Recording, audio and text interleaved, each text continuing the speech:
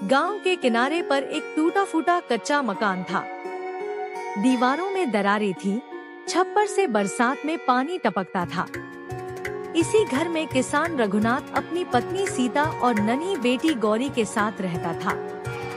गरीबी इनका पीछा कभी नहीं छोड़ती। आज भी अनाज खत्म हो गया रघु। अब तो समझ नहीं आता बिटिया का पेट कैसे भरेगा। सीता, पेट तो जैसे तैसे भर लेंगे, पर मुझे सबसे बड़ा डर इस बात का है कि गौरी की पढ़ाई अधूरी न रह जाए। बाबा, आप चिंता मत करो, मैं खूब पढ़ूंगी। बड़ी होकर कुछ ऐसा बनूंगी कि आपको किसी के आगे सिर झुकाना न पड़े। नन्ही सी गौरी की आंखों में बड़ा सपना पल रहा था, डॉक्टर बनने का। मगर गरीबी की सच्चाई उसके हर कदम के रास्ते में कांटे बिछा रही थी। गौरी हर रोज पैदल ही गांव के प्राथमिक विद्यालय जाती। पैरों में चप्पल नहीं, कपड़े फटे हुए, लेकिन आंखों में पढ़ने का जुनून।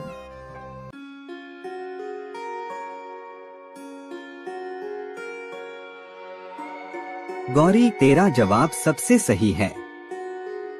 बहुत होशियार है तू। इसी लगन से पढ़ती रहना।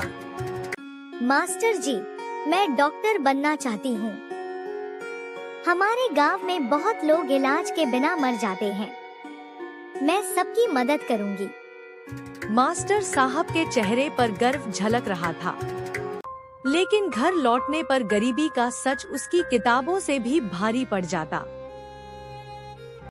फसल सूख चुकी थी, कर्ज का बोझ बढ़ता जा रहा था। तभी एक दिन गांव का साहूकार घर आ धमका।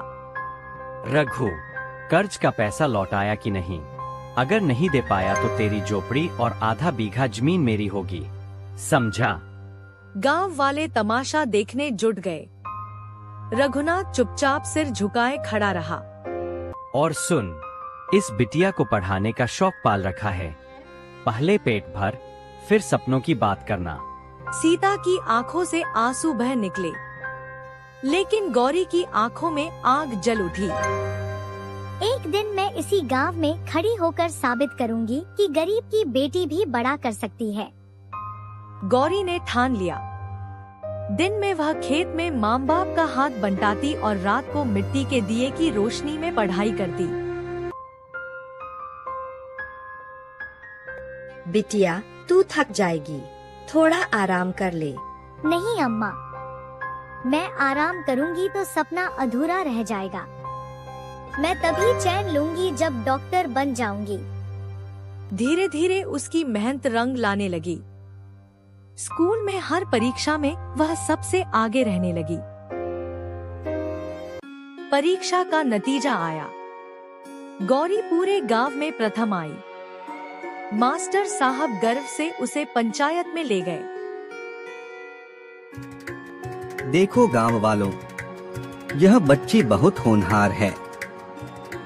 हमें इसे आगे पढ़ने का मौका देना चाहिए। लड़की होकर इतनी पढ़ाई करेगी, इसका क्या फायदा? घर का काम सीख ले, वही ठीक है।